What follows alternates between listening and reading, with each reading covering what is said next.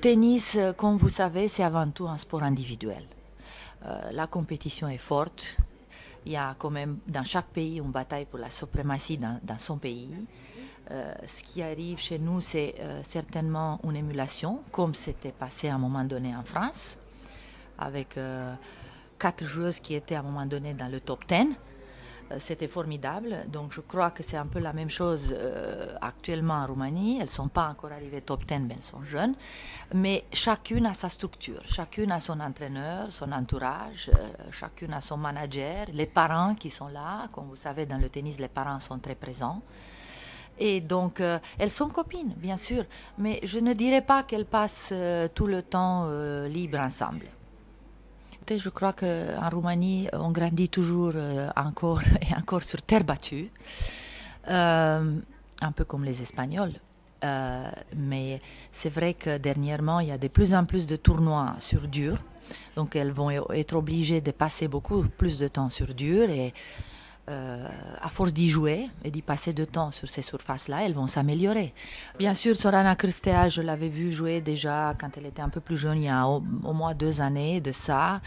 J'ai trouvé qu'elle avait un bras fabuleux, elle a une vitesse de bras exceptionnelle, un tennis très explosif. Elle est très complète techniquement, si vous voulez, parce qu'elle a aussi un bon service.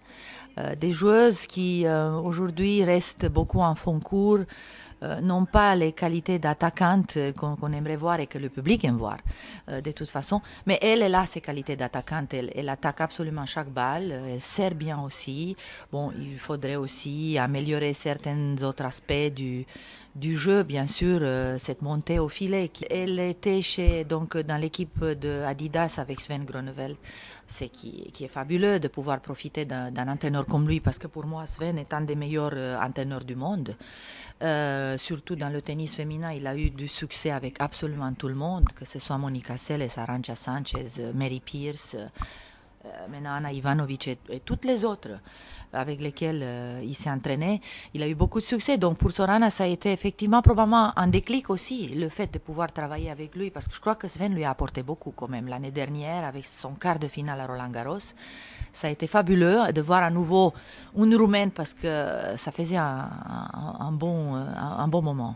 C'est vrai qu'elle a eu des hauts et des bas, un tout petit peu l'année dernière, mais pareil, elle était bien partie après Roland Garros. Elle avait fait une demi-finale à Los Angeles en battant Wozniacki à nouveau et Radwanska, et puis après elle s'est arrêtée pour aller passer son bac.